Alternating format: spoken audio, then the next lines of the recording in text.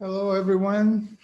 It's a pleasure to see many. I see many friends, people who I haven't seen for a while, and Manuel and I were talking about the kind of things that these technologies make possible, and we have now, I see colleagues and friends coming from England and Germany and Brazil and everywhere. So that's the upside about this. I'm Alejandro de la Fuente. I'm the director of the Afro-Latin American Research Institute at the Hutchins Center and the coordinator of the Cuba Studies Program, which is also at the David Rockefeller Center, which is also sponsoring this event. And it really is a singular pleasure for me, un placer verdadero, to welcome home somebody who has been part of the Afro-Latin American Research Institute's family and intellectual community for many years now. He was a fellow here, Professor Manuel Barcia, who is the chair of global history at the University of Leeds. Also known as Manolito among his many friends around the globe. And I think the way to describe Professor Barcia's scholarly contributions is to basically situate those contributions as part of a new wave of scholarship that has rewritten the history of both slavery and the slave trade by paying very serious attention to Africa, to Africans, and to their cultures of origin. Within that scholarship, and I'm thinking people like John Thornton and Linda Haywood and Jim Sweet and Joao Reis, Reginaldo Ferreira, Mariana Candido, our own Vince Brown. Professor Barcia is the scholar who has basically plugged Cuba into that scholarship, and we are in his debt for his contributions and for everything he has produced over the years, which is actually a fairly long list of important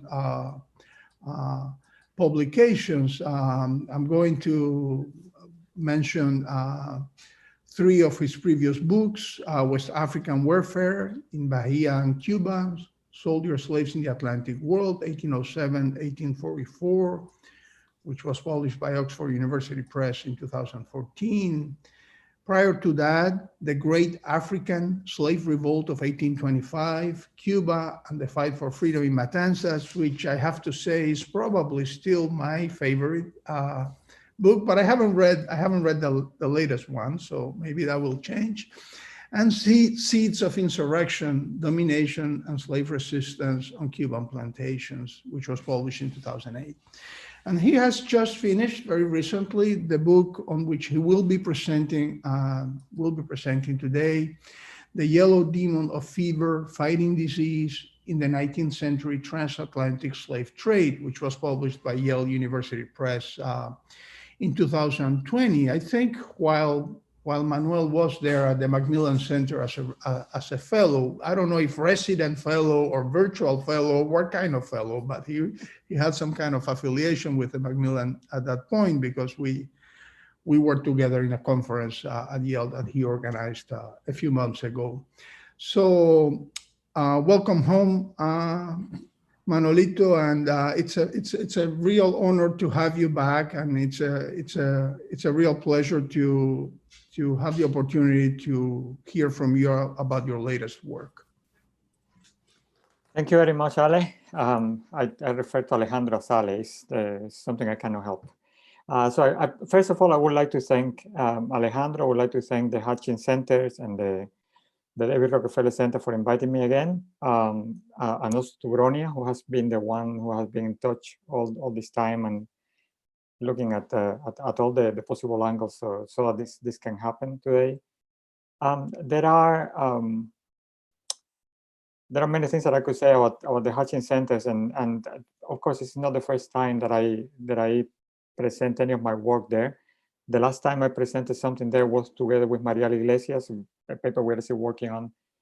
And I have been there a few times, and I really miss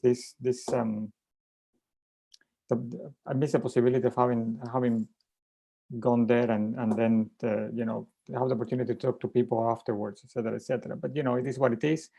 And as I mentioned, we were talking about this before, and really this gives the opportunity to people who otherwise wouldn't be coming to an event like this one to interact and actually even to meet each other, even if it is only virtually.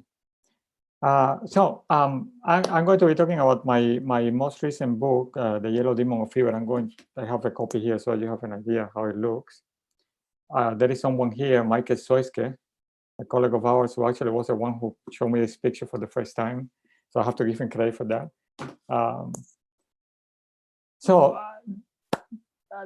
When I started writing this book, I had no idea that I was going to end up writing the book, the whole book. I really had my doubts.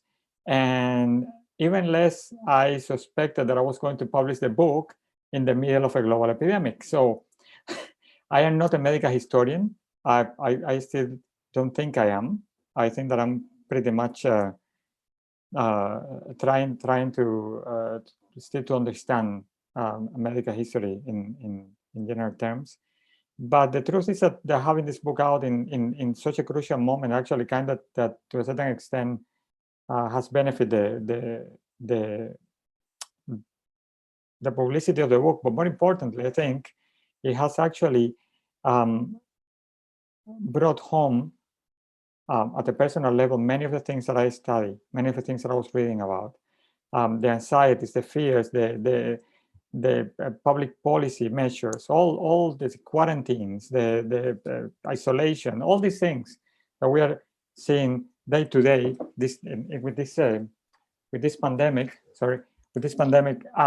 I actually had the opportunity to read about them while I was doing research for this book, and I actually had to examine them, to analyze them, to write about them. So in that respect, it has been kind of an eye-opener, but also something that I'm going to be mentioning here in this talk is that one of the issues that really reverberates today is these discussions around how we look at science, the importance of science in society.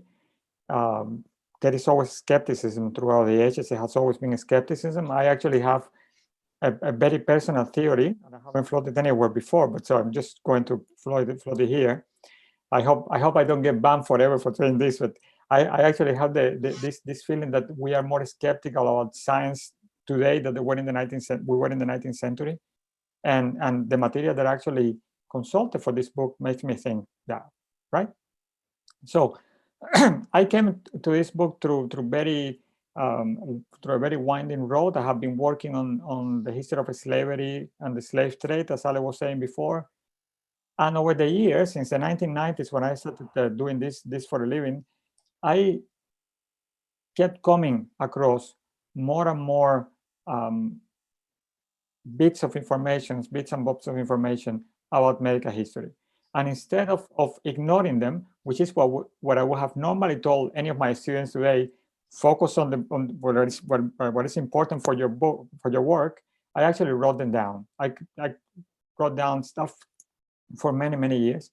And eventually I found myself with a significant amount of information that deserve to a certain extent that I do something with it, whether a book or whether I use it for something else, that was another matter. But and then in a very serendipitous way, I had a conversation with an editor, and the editor suggested that I present a proposal. And once the proposal was presented and I got the book contract, pretty much it was a decided matter. So I started writing, etc. So for me, I think that the reason that I decided to go for this is because before I have been trying to understand first Cuba, then Brazil, the relationship between Cuba and Brazil with Africa and to a certain extent Europe, and how all these participants, all these historical actors, they come together in in the Atlantic War.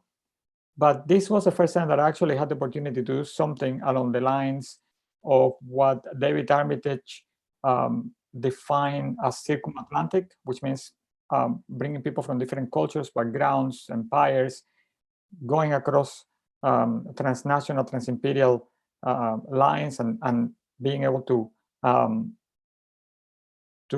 put together a history that is truly organic and represent the whole Atlantic, and not just one spot or two spots where I am a specialist. So this was, of course, a challenge for a starter, because there were languages that I don't speak very well, and there were archives that I could not reach. I was very lucky that some people actually helped me out. Some people actually got material. Some of the people that Ali actually mentioned at the beginning, they got material from me from different archives. We help each other. I think that this is a profession. We are very lucky. At least as historians of the transatlantic slave trade, we pretty much know each other, and we are constantly helping each other. We find material and we share them without hesitation. So for me, was this was definitely probably a driving force behind writing this book. And also, of course, it was kind of a challenge as well, in the sense that a nice challenge in the sense that I had the opportunity to visit many places and where I work with different archives, etc. Historiographically speaking, even now there are very few studies on the medical history of the transatlantic slave trade after 1807. Most of what we have pertains to a previous period where information is more forthcoming, because it was a legal business, human trafficking business. So for this period after abolition, and of course it's the gradual abolition, the sources are not so forthcoming, and it's more difficult to put together this story. So that in itself was also a challenge. But to be honest with you, what really made me struggle was to avoid falling in some traps that medical historians can spot a mile away. But for me, as a neophyte, it was more difficult. I actually had to discuss many of the things that I do in this book with medical historians, people like Pablo Gomez or Catherine Poe, who actually opened my eyes to a number of issues. For instance, just to give you an idea, something that still happens today is this romantic narrative of the European or Westerner medical practitioner who goes around the Atlantic superheroing himself, curing people, spreading progress. And this unfortunately still happens today, as I said before. And I try to stay away from this. I really wanted to not to reproduce this kind of romantic vision of Europeans arriving in underdeveloped places or developing places and bringing progress or bringing new medical knowledge. And to a certain extent they did, but what I try to highlight in this book is that this was not a one-way process. So I try to bring African practitioners into this equation. I try to show the extent to which they cooperated, the extent to which they contribute to the medical corpus of the Atlantic in this period. Another thing that I had to avoid was to fall in the trap of writing a Whiggish sort of history of the medical progress, right? The progress of good medicine and of medical practices, just because, you know, time was passing and people were making discoveries. Like epidemiology, for instance, is something new in this period, but that doesn't mean that progress happened in a linear way. So there were movement forwards and backwards. This happens all the time. So diseases are going to be a common enemy for all the people involved in the transatlantic slave trade. It didn't matter who they were. They all had to fight disease. They all had to contend with the fact that they could catch a disease and die at any given point. Some of these diseases were lethal. Once you contracted, you knew you were going. For instance, sleeping sickness. And others were more puzzling because the prognosis was less forthcoming. Okay. What it is clear is that the transatlantic slave trade, which I was having a conversation with Ana Lucia Araújo the other day, and I was telling her, I keep thinking more and more, when I think about the slave trade, I think more and more of it as human trafficking And I'm trying to call it more and more as human trafficking, because I have realized with my students in particular that it actually brings home what it really was, more than saying slave trade. And of course, we have issues with different terms and all that, and slave being one of the terms that we are contending with today. Any historian of slavery will tell you that. And I think that human trafficking actually pretty much represents better what is happening here. Of course, I'm not trying the term to catch up or anything like that. Human trafficking is a well-established term. But it's just how I'm seeing things now. So in my experience, by focusing on how these Atlantic actors are going to interact with each other in these places that Mary Louise Pratt referred to as contact zones, these spaces of colonial encounter, and how they share fragmentary knowledge, medical knowledge, I thought it was possible to observe the ways in which they actually transform medical cultures in the Atlantic. One unexpected result of the research that I did for this book, and something that I struggled to actually write down, was that in practice, abolition actually seemed to have caused way more suffering than what we had suspected before. So the very enforcement of abolition policies in the Atlantic is going to lead to transatlantic slave traders going underground and developing tricks to avoid cruises from different nations which are engaged in abolishing the slave trade. And what this is going to cause is that Africans who are being traded to Americas are going to spend a longer times in barracks along the African coast. Sometimes they're going to be walking inside the continent and back, and then inside again and then back. And we have plenty of data, actually hardcore data of mortality before, during, and after the Middle Passage. And we also have qualitative sources that actually tell us this story. And I tried to bring this up in the book as much as I could. So basically, methodologically speaking, and I'm trying to move a little bit, I don't want to be talking forever here. Methodologically speaking, I try to look at 4 parts of the medical process in the transatlantic slave trade. I look at prophylaxis, which is something that we are very, very familiar with today. And if you look at prophylaxis, it's how we deal with public health. We are wearing masks, face masks. We are observing distancing of 2 meters or more, etc., etc. People in the transatlantic slave trade had other prophylactic measures to take. For instance, the last years of the transatlantic slave trade happened to coincide with the temperance movement in Europe and in the United States. So, for instance, drinking alcohol was seen as something not very good. And of course, that was not very good for a lot of people in general. But also, there was the issue of how people understood disease. Where did diseases come from? This was a big question at the time.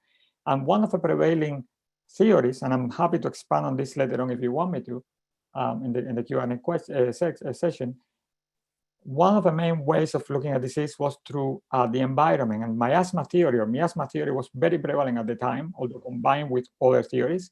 So environments were like patients. Environments need to be attended to, they needed to be cured, they needed to be sanitized, pretty much like people. But also there were other prophylactic measures that were more related to social engineering and moral controlling, like what kind of sex and what you will have sex with, and who you will have sex with, drinking, overeating. Actually, many of these things were patrolled, they were policed in different Atlantic spaces. I also look at diagnosis, which, as you know, is one of the most important parts of the medical process. Once you name the disease that you have a better idea of what your prognosis is going to be, or how you're going to treat it, and what are your chances of coming out alive at the end of it. Prognosis in itself was also quite important, and prognosis was determined by the diagnosis more often than not, although very often medical practitioners in the transatlantic slave trade had to deal with what they had. So to a certain extent, it was a trial and error methodology. They were pretty much guessing at times. For instance, fevers alone, and I made this point in the book, there were several different types of fevers, and quite a few of them have very similar symptoms at different stages. So it was very difficult to name what exact fever you had and what your prognosis would be. Because obviously, if you have malaria, your prognosis was different than if you had yellow fever. So there were the prognosis could make a difference. And of course, there are therapies, treatment. How would you treat these diseases? And this is a period in history that medical historians who work on Europe and the US and America, and the Americas in general, they refer to as the age of heroic medicine.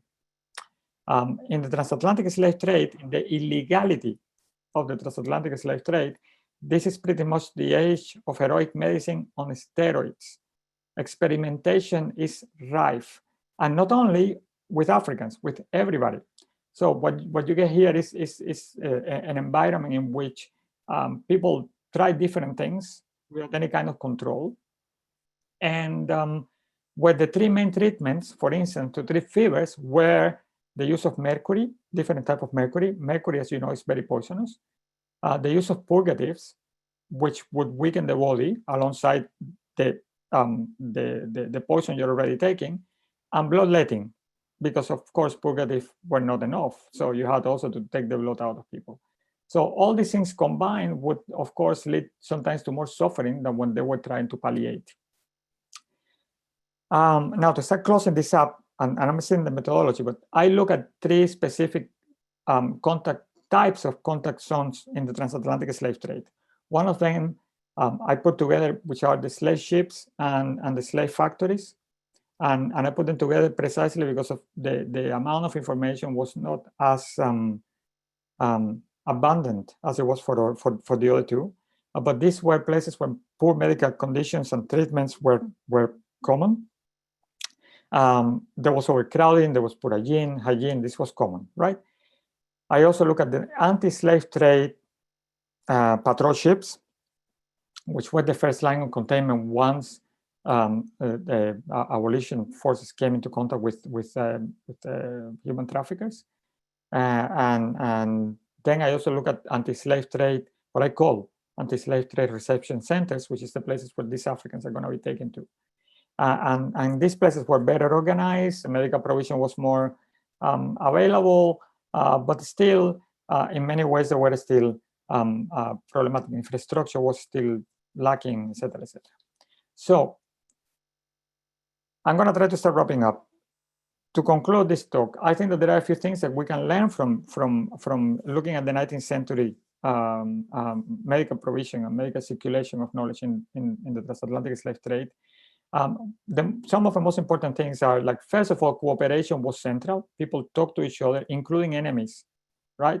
When Donald Trump walked away from WHO a few months ago, the first thought that came to my mind was like, this is kind of shocking, because transatlantic slave traders, human traffickers, and those who were trying to repress the human trafficking, they would talk to each other and they would help each other to palliate disease. And I can think of very few people worse than a human trafficker.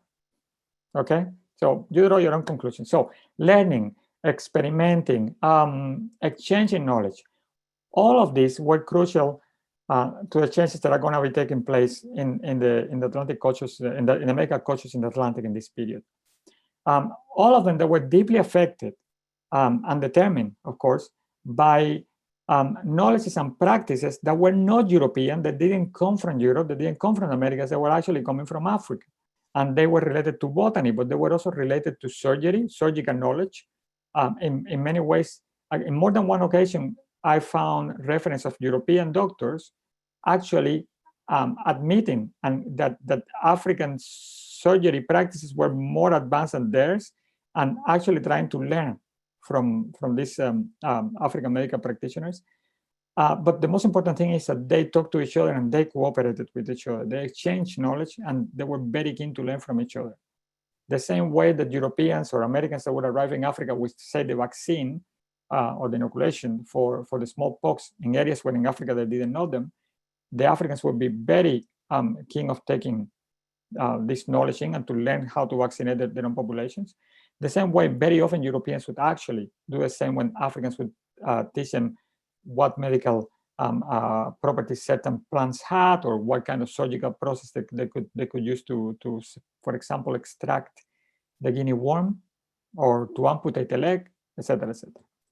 And last but not least, I think another conclusion that I reached in the book, and that it was slightly surprising, although I would probably say that I was aware of it before, is that this, to use Alison Bashford's concept, this the lines of hygienic containment that are going to be drawn by all those powers that are in the Atlantic, either for or against the transatlantic slave trade, they are going to be turned into boundaries of rule, right?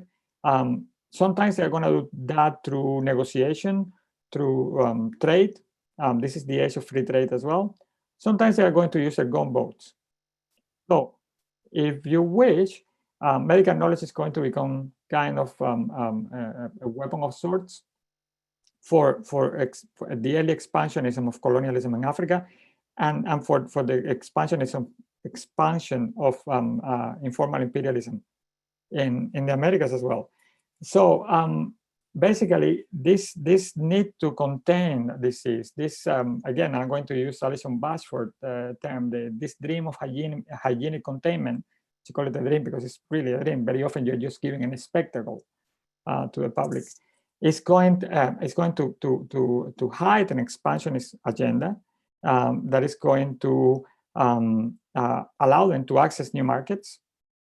It's going to allow them to control populations within enclaves, but also outside enclaves, and it's going to allow for territorial expansion. And if you look at what happens in Africa in the 1880s, if you look at the partition of Africa in 1885, this is a process that is really, really going to get going when quinine, the sulfate of quinine, is going to be used in an effective way throughout the Atlantic and throughout Africa. This is when finally Africa is going to be open to European and Western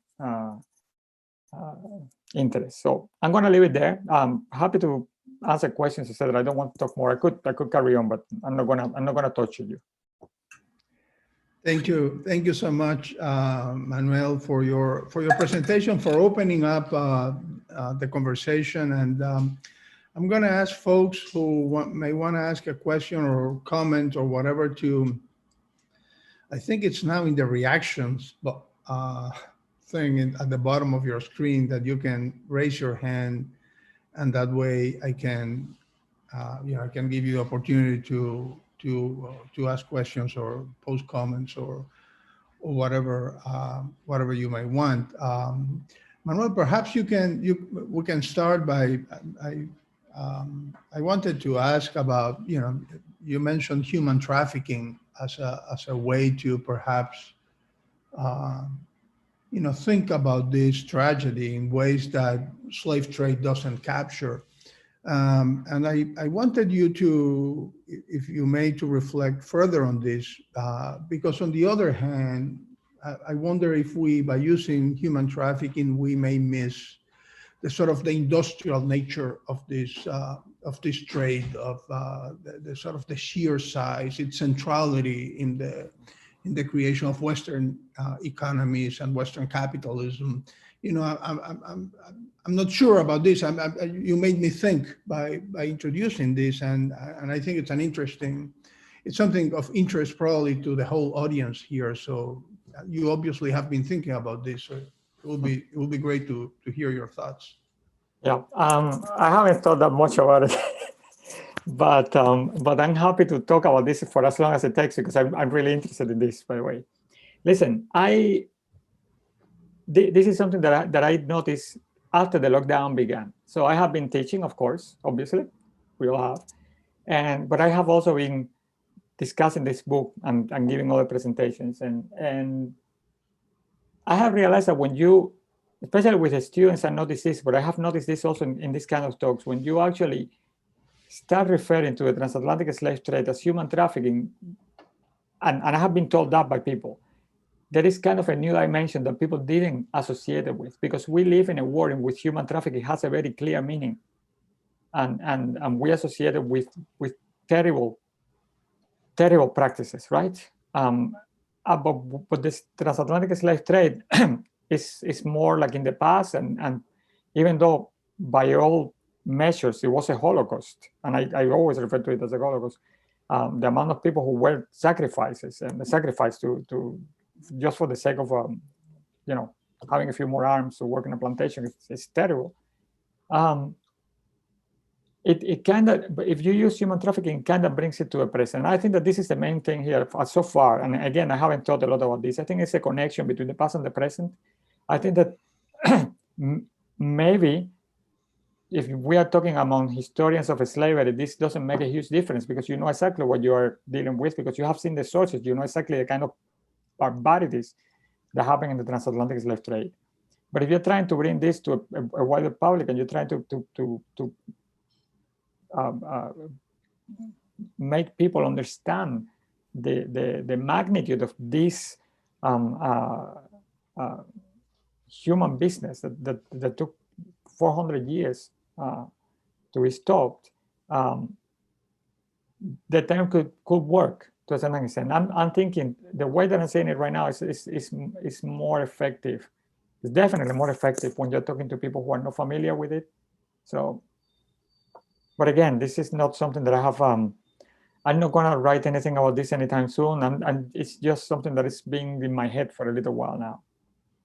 Yeah, well, but it does speak to one of the challenges in doing this kind of work, which is sometimes we don't even have the terms to capture these processes and to convey what these processes meant for those involved. And this, as you know, applies not only to this traffic or to the trade of enslaved people, but to many other things surrounding slavery and those experiences.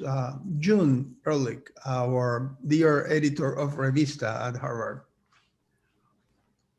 I found this really fascinating. Thank you so much.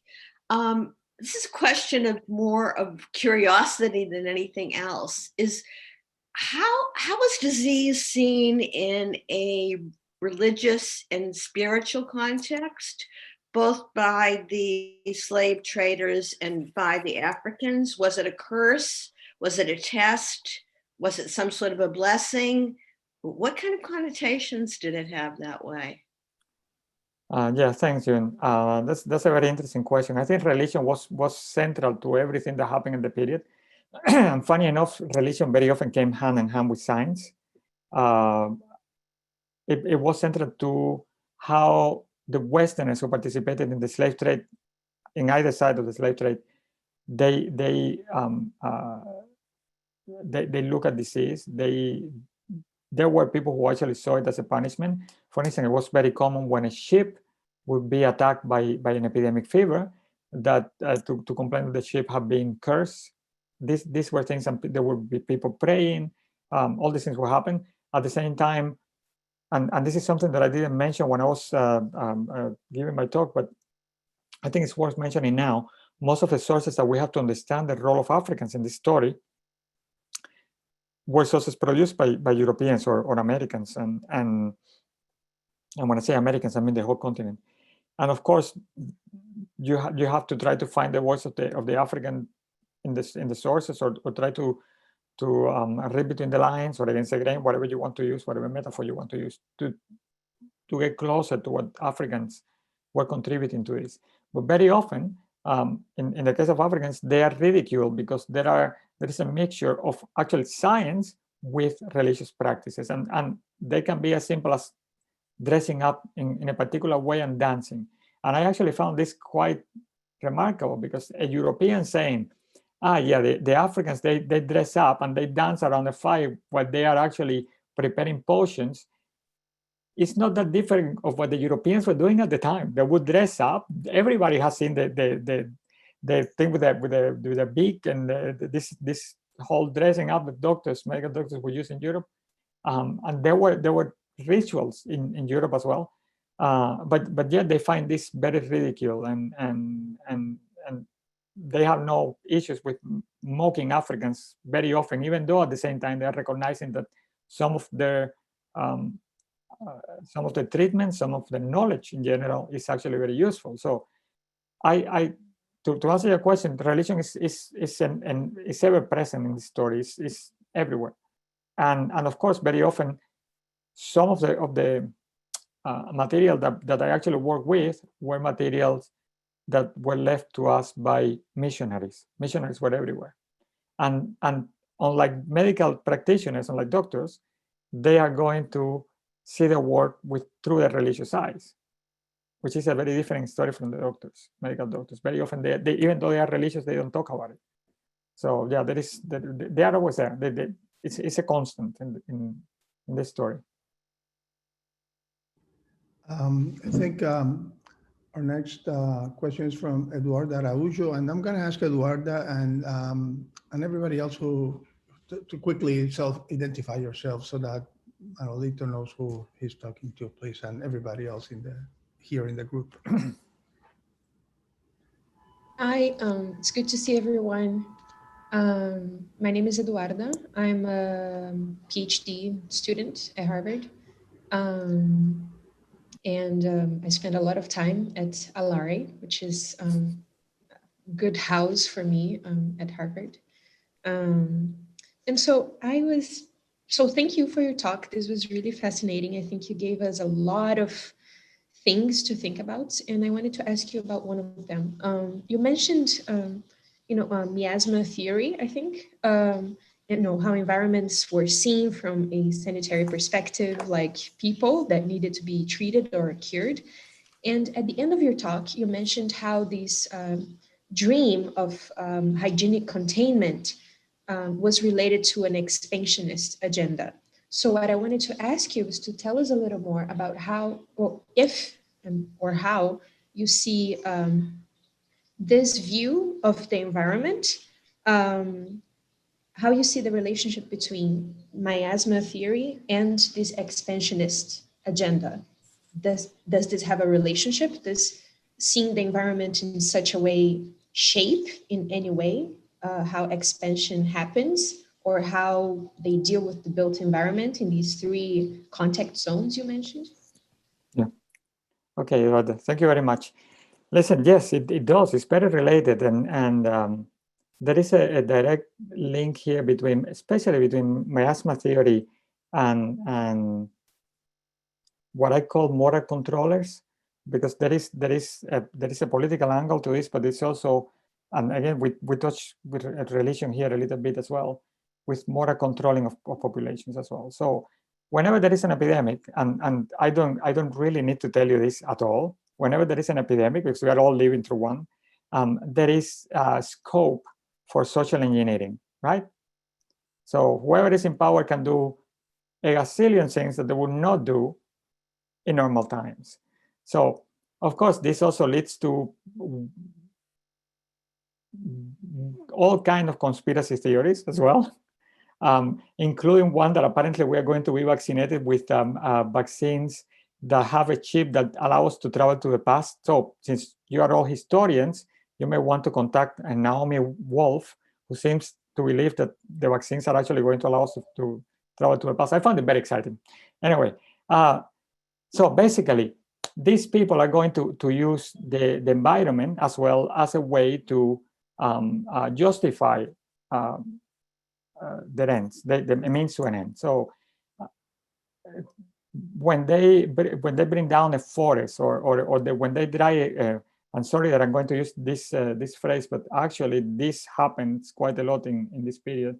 When they decide to drain a swamp, they are also relocating people. They are to a certain extent expanding very often in very sneaky ways, and you can see this almost in every enclave along the African coast. The French, for instance, because this book is not only about the British patrolling the Atlantic, it's also about the French and the Portuguese and the Spaniards to a certain extent, and the Americans. The French, for instance, they send ships along the African coast, and they are supposed to be concerned with the abolition of the slave trade, but also concerned with diseases, how to treat diseases, finding information, etc., etc. When in reality, what they are doing is that they are setting up enclaves all over the West and West Central African coast, to the point that when 1885 comes along, the French are going to take a bigger chunk of Africa, I think, than anybody else. I may be wrong here, but anyway. So there is this angle to his story. But of course, public policy is one side of the story, public political policy. So how to control populations where they have settled, changing, of course, everything within society. But there is also the moral angle that comes along the environment. And it also is very related to the environment, because usually they will tell people, if you go drinking, and the link is very clear, if you go drinking, you're likely to come back late. So if you are late, you may get the dew, so you may get the full moon, and all these things are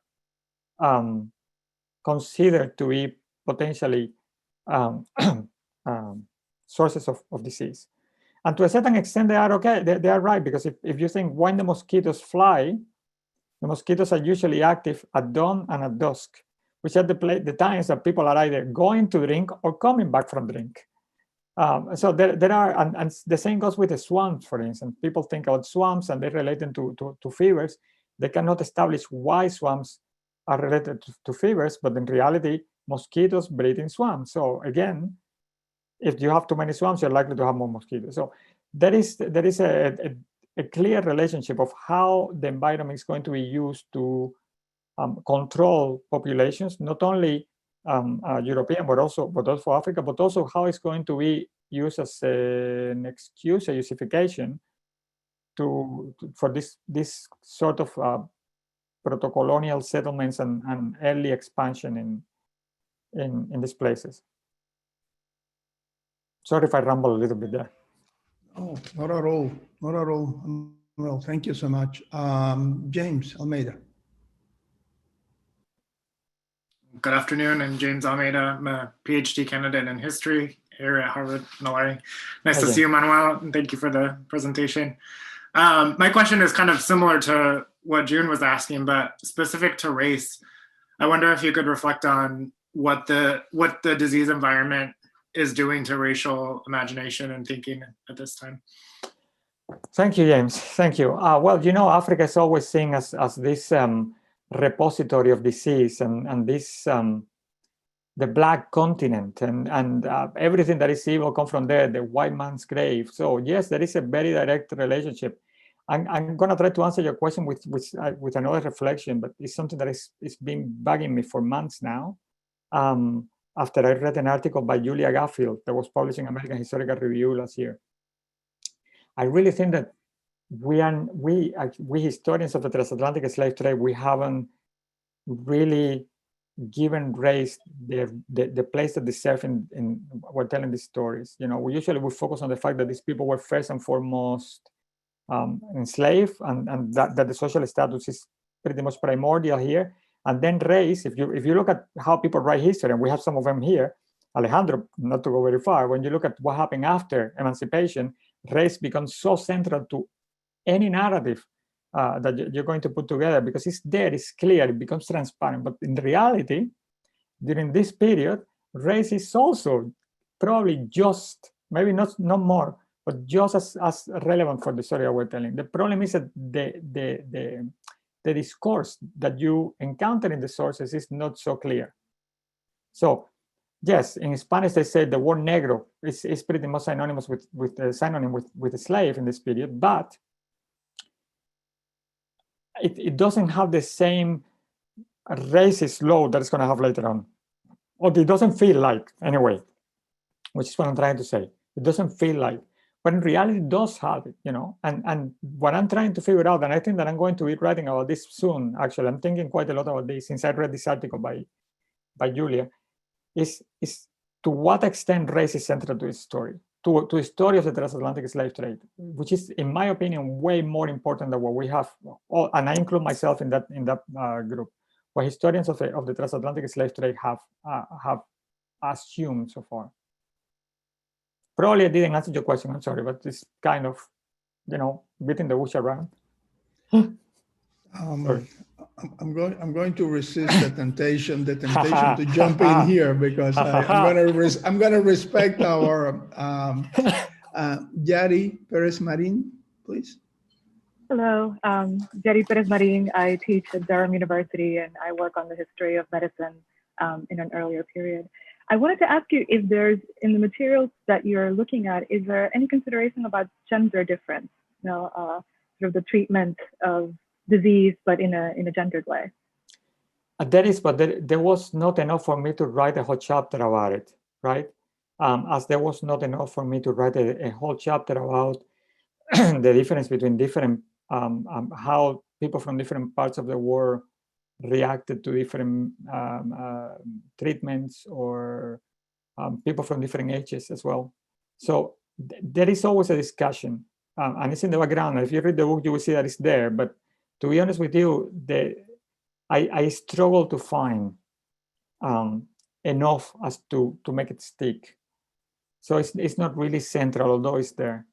I'm happy to have a chat later on if you want, and discuss it a bit more, and even give you some hints. But the truth is that I wanted to be more central, like age. I really wanted age to play a more important role, but you can only do as much as what you have. Yesenia Fernandez? Yesenia, we cannot see you. Or hear you. Hi, I am just, hi everybody. Hey. I'm just preparing to jump into final stretch of dissertation writing. I am a PhD. Oh my God, I'm listening myself in the headphones. I'm a PhD student at NYU, Media Studies, and I'm a Cuban and Cubanologies of a sort, I guess. Yeah, I am also a dancer, so I do think of my core specialty as more like a dance ethnographer. And I say that because I am unable to do only one thing at the time. I'm a frenzy multitasker all the time. So I want to ask you specifically about the place of women and in your research and your findings. And I bet you have found amazing stuff about it, because I've been conducting a collateral research about rural Cuba religious practices, and I think it's unbelievable the place of women when you look at the rural communities in Cuba.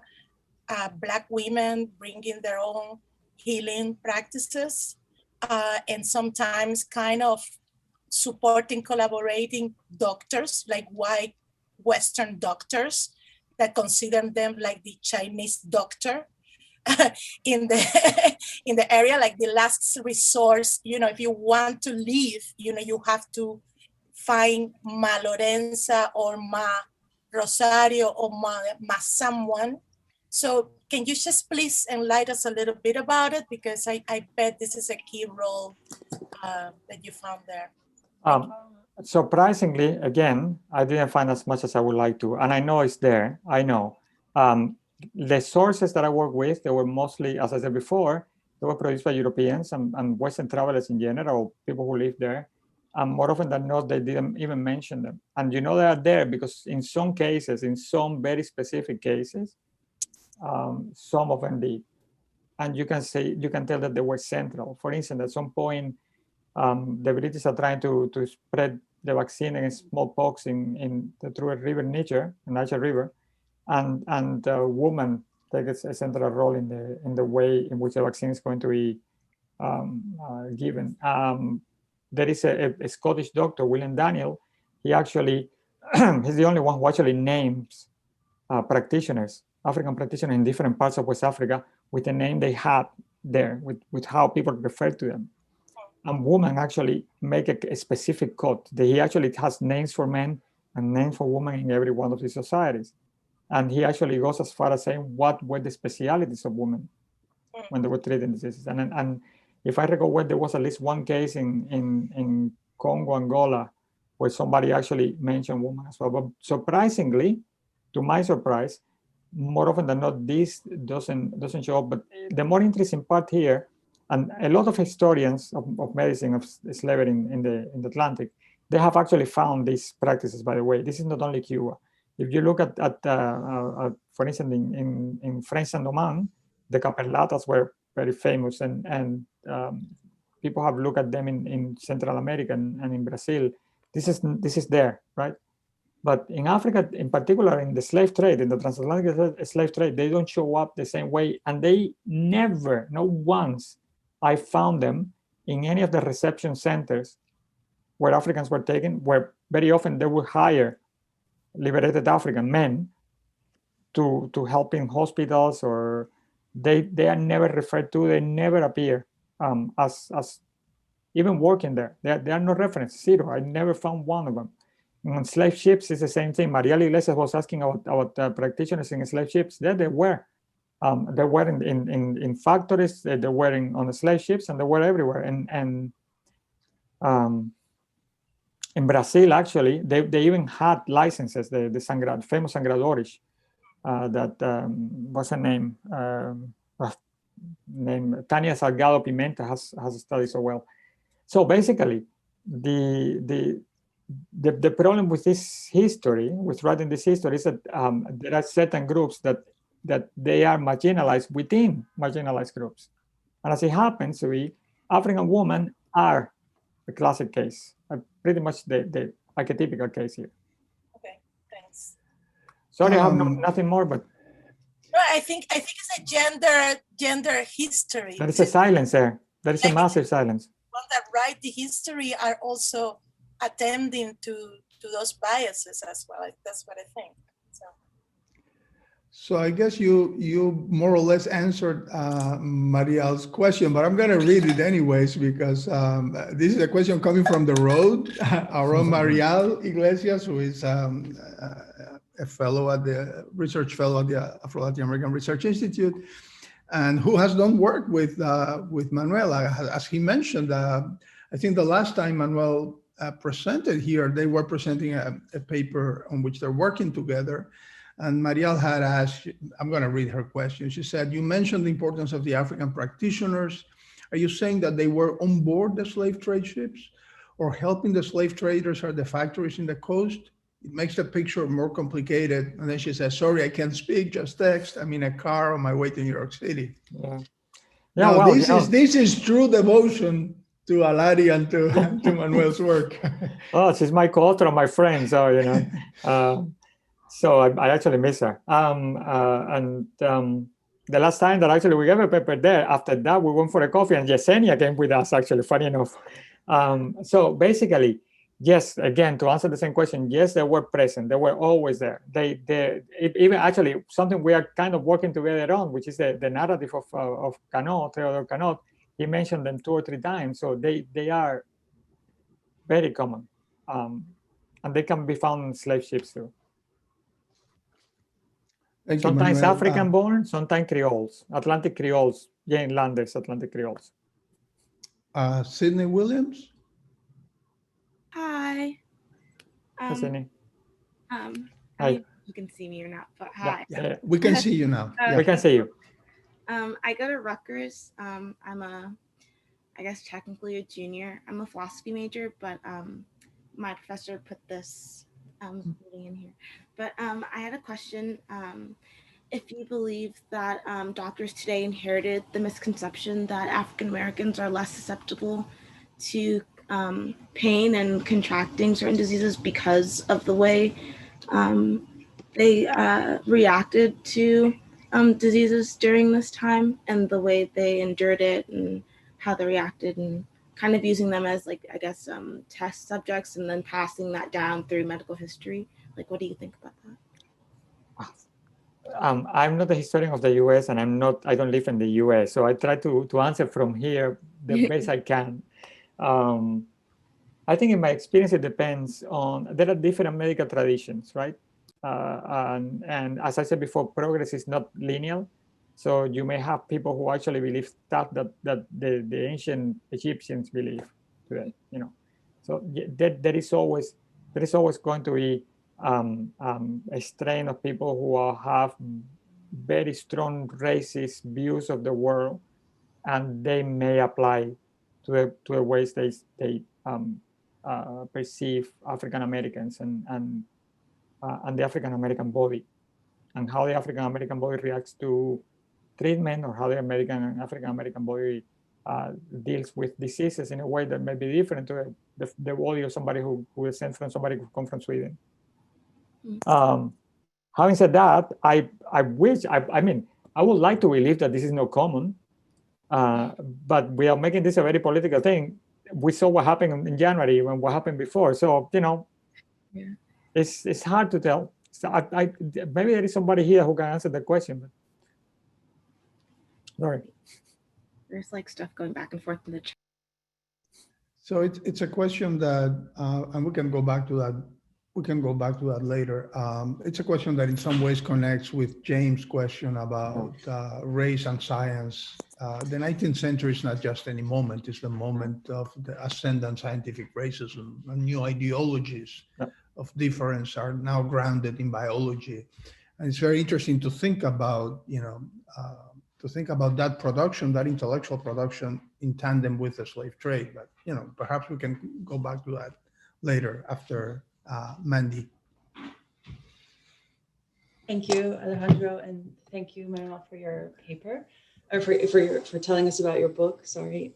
So you mentioned something that struck me. You said that an epidemic provides a great opportunity for social engineering, and I've been thinking about the question that James raised about race, and I wanted to know to what extent you're familiar with the work of Catherine Oliverius at Stanford on yellow fever. So she's writing a book called Necropolis, and it's based on her study of the 22 yellow fever epidemics that gripped New Orleans in the 19th century, like between the Louisiana Purchase and the Civil War. And she's come up with a really interesting concept, the concept of immunocapital, to explain precisely why immunity mattered and how it increased inequality between the enslaved and their enslavers and the rich and the poor. So she shows, for instance, how enslaved Black people who'd acquired immunity to yellow fever increased their monetary value to their owners by up to 50%. And so through these and other measures, she shows how Black people's immunity became white people's capital. If that makes sense.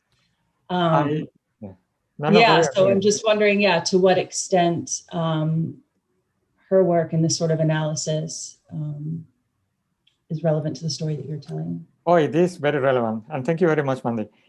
Listen, I came across her work recently because Cindy Ermus and I are putting a panel together for the next HAA in New Orleans, which hopefully will be live because I really need to go to New Orleans and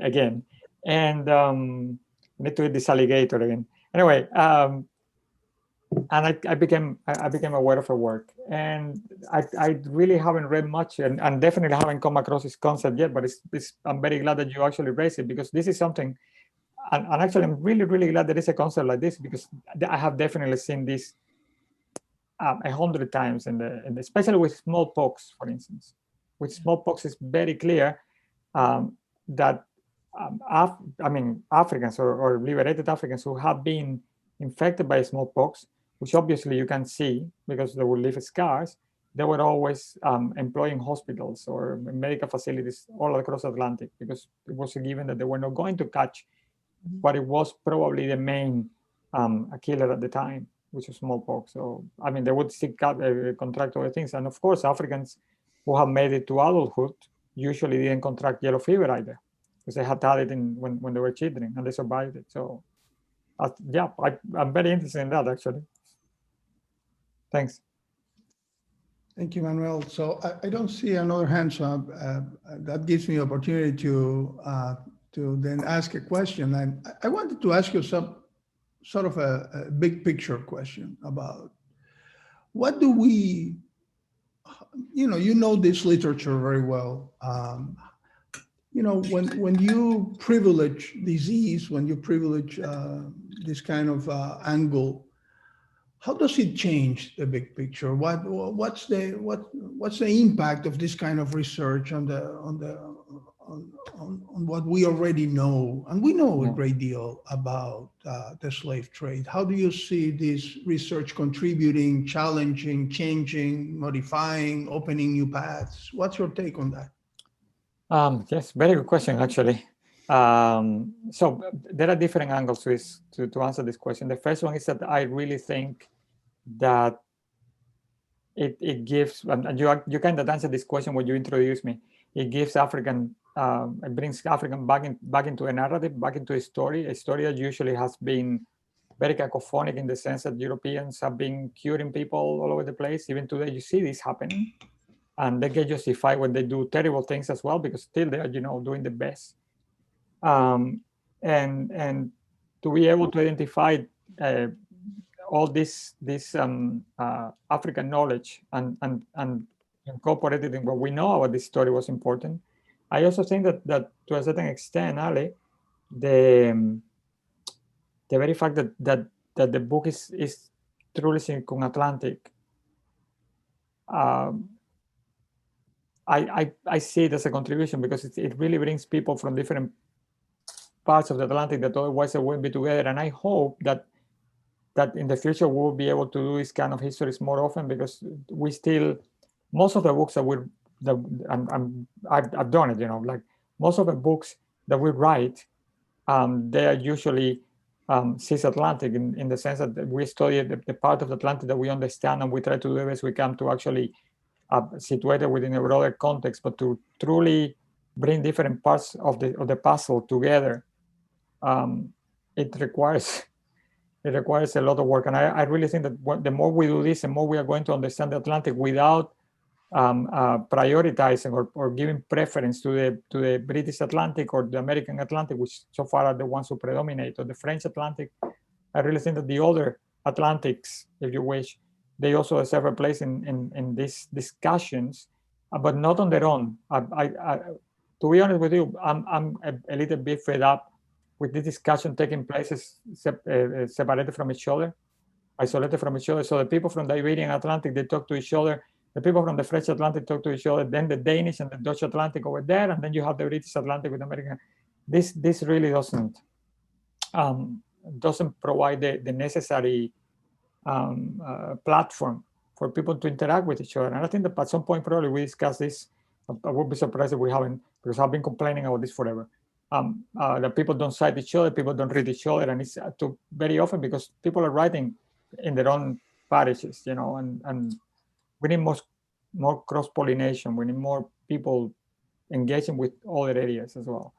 And I think that this is really important. And finally, the other thing is, like, I really think that, and I may not be the first one to say this, but I think that the medical history of the transatlantic slave trade allows us to see not only how terrible slave trades may have been or not, but also that the very process of abolition of the transatlantic slave trade had a very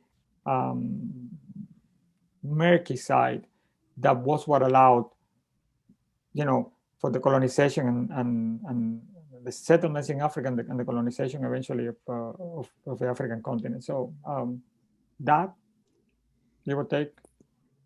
I wonder if there is an opportunity in thinking about the impact of that scholarship, or of the scholarship you are doing. If there is an opportunity, I'm connecting your book with Rovinaldo Ferreira's latest book, which does precisely what you're, in some ways, what you're doing.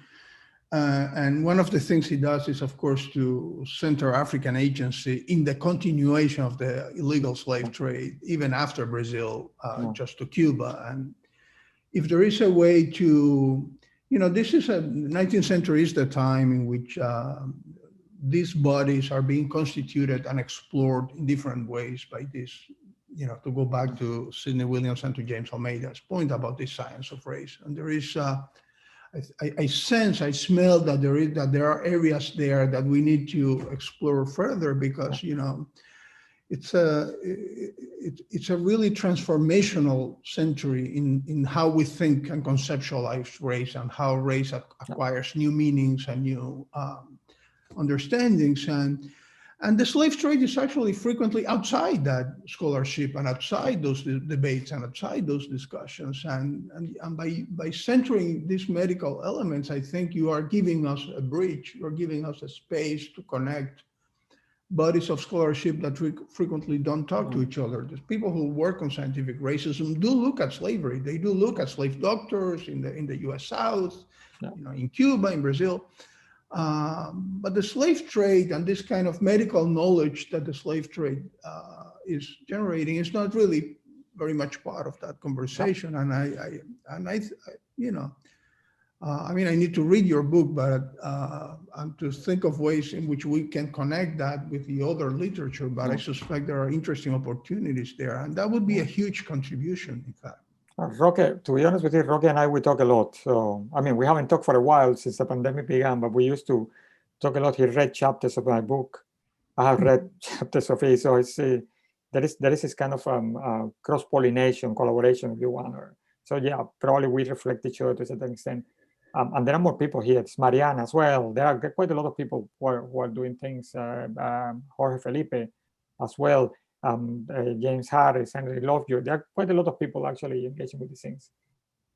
You know, I as I said before, I completely agree with you, but I really think that probably race is the one topic that we should be going after, because if we try if we manage to pin down race a little bit more, it's going to open a lot of avenues for research.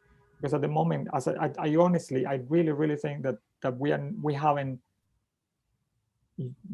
studied race the way it should be studied when it comes to the transatlantic slave trade. Yeah. So, and we should do a conference in Harvard, man. You know. Well, yeah, sure. We'll ask the University of Leeds to pay for it. Listen, I accept your invitation. Let's do a conference. I saw Felipe's hand up. Let's give Felipe the opportunity to jump in. Felipe. Thank you, Alejandro. Thank you, Professor Manuel. I would like to know, because I was reading Sidney Chalhoub's work and he relates yellow fever with the end of the slave trade in Brazil. Yeah.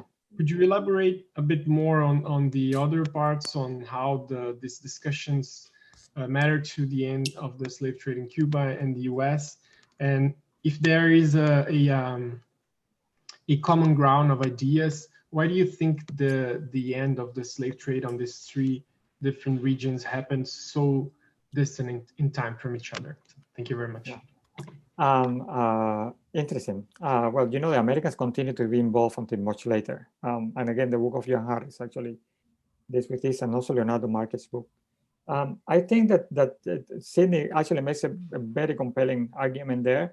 The case of Brazil is very unique in the sense that Brazil is, I mean, especially Rio, but all the coast of Brazil is going to be considered to be the least infectious place in the Americas at the time. In the Atlantic, if you think, there were no epidemics in Rio. Rio was completely in purpose to call it epidemics that swept the Atlantic, and Africans would arrive in Rio or in Bahia, and for some reason, there were not huge epidemics. And they are only going to appear in the 1840s, by the end of the 1840s, and it's going to be yellow fever.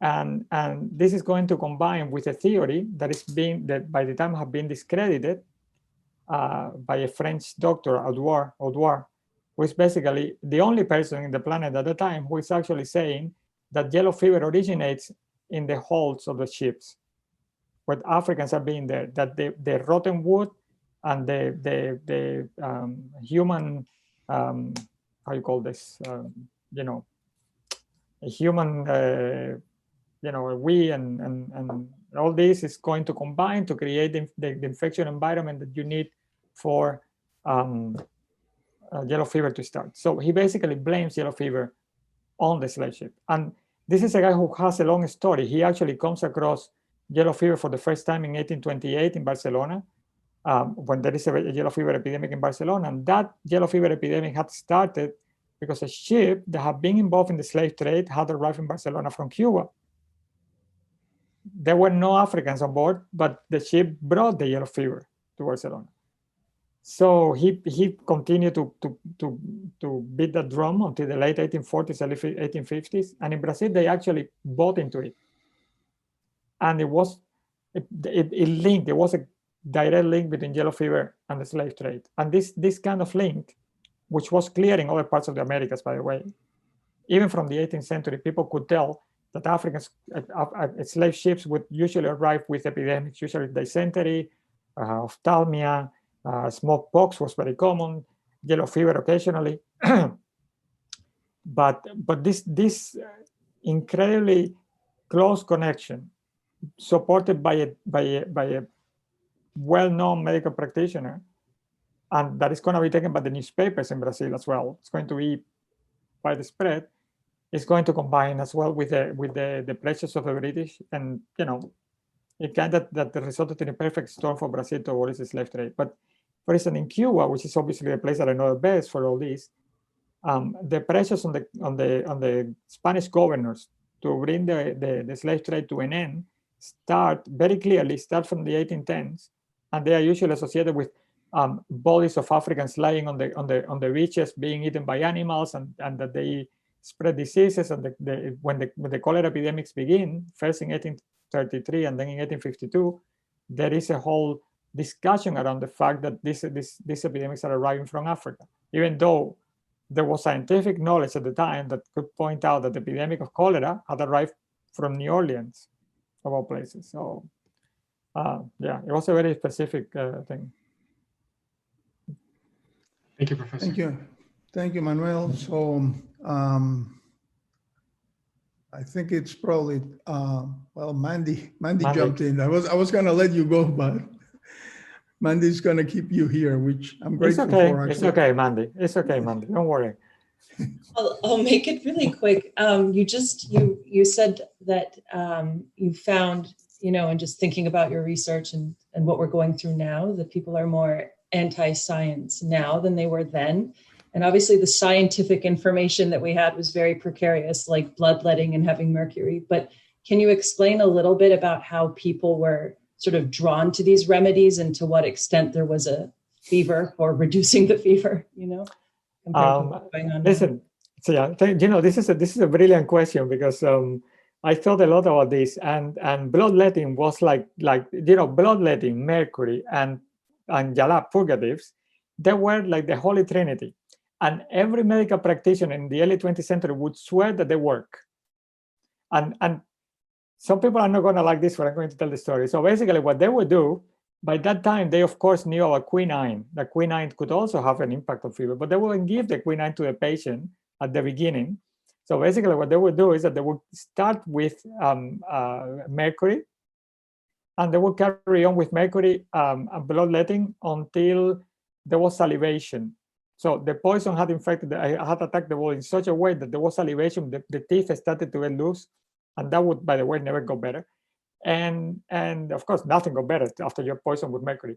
And then eventually they would also give purgatives, so that people would be cleansed, because that was the whole point for the purgative, was to cleanse the body. Once you were so weak that you could barely move, then they will give you the quinine. And anybody who has taken quinine knows that the quinine is hard to take. Even today, some people, I took Larian once. I had taken all quinine-based drugs, but Larian made me see hallucination. So, it's a hard drug to take. And they were the Holy Trinity. Everybody would use them. You can see as the 20th century, the 19th century moved forward, that some people start questioning some of them, and these are medical doctors who are actually questioning to what extent this is useful or that is useful. To especially bloodletting becomes very obvious very early on that bloodletting is really not helping a lot. But people are going to rely on, and this is what I wanted to say, people are going to rely on these three main treatments because medical doctors are telling them to, because scientific articles are being published that say that these things work. Okay, so you maybe have to take science with a pinch of salt as well, because not everything works the same. And at the same time, you have people who have gone into the outer edges of the world, the Western world anyway, like Portuguese slave traders in Mozambique. They quit all these treatments. So there are 2 or 3 people who visit Mozambique in this period, and they are all saying the same thing. The Portuguese who settle here, they don't want bloodletting, they don't want mercury, and they don't want purgatives. They just treat everything with African plants, and they get better before we do. And of course, they get better before you do. So there is an argument that scientific knowledge Now we have more rigorous processes of peer reviewing, et cetera, et cetera. Back then, because scientific knowledge was held by a very small number of people, usually white men from European or nations or American nations, there was very little critical feedback to challenge what was already there, especially when it was something that was so entrenched like these three treatments. I think, anyway. Well, there is a question that Tusar Young posed on the chat, and she says, I'm asking this via chat because background noise at home now, TV is on. And the question is, today with COVID in the US, we have seen a lot of political divisions in regards of what to do and not to do. Did politics play any role in the slave trade as they responded and treated the epidemic? Always, always. Europeans trying to impose the superior knowledge on Africans telling them, no, we don't want it. We know better than you. And sometimes I was right. Europeans trying to set up all sorts of levels of bureaucratic procedures so that a ship could go from port A to port B, quarantines, isolation, all these things are going to be pretty much part and parcel of how epidemics are going to be dealt with. And of course, political enemies are going to row over the best measures to treat an epidemic. Remember that many of these measures, they had no scientific basis, right? Or they have very weak scientific basis. But they, for instance, quarantines, I always use quarantine as an example. A quarantine may or may not be useful, right? But there is, depending on the disease, of course. If it is a disease that is transmitted, say, by, I don't know, fleas, or you cannot really contain a disease just by placing people 2 blocks away. But it gives, even then, it gives a spectacle. It gives people the impression that whoever is in power is in control and they know what they are doing, right? So when we get these lockdowns, when we get any measures right now, you get people who question them and people who actually accept them. And you get medical, I mean, in the United States, like here, like everywhere else, people who are in power, they are taking doctors with them to the podium so that doctors explain what they cannot explain. This was happening at the time as well. They didn't have TV or internet, but they were doing pretty much that, you know. And that's happening from very early on, from the early modern period at least. There is another question, Manuel, that came to the chat from Arisbel Lopez, who also tells us she had background noise over there. And the question is, hello, thank you for your presentation. Do you think that the language in which some sources for the medical history of the slave trade are written makes them, in a certain sense, marginal? And she says, I'm thinking specifically of works such as that of Francisco Barrera Domingo, completed around 1798, scarcely cited today. I mean, I think she doesn't mean by you, but, you know, by the literature in general. Yeah, they are. And this is one of the reasons that I wrote this book, and I wanted to bring them along. I actually wrote about Francisco Barrera years ago. Francisco Barrera Domingo, however, is a very unique case in the sense that he's criticizing slavery in very harsh terms in 1798. He didn't get published until 1953, okay? So that book was just a manuscript. People didn't read it throughout the 19th century.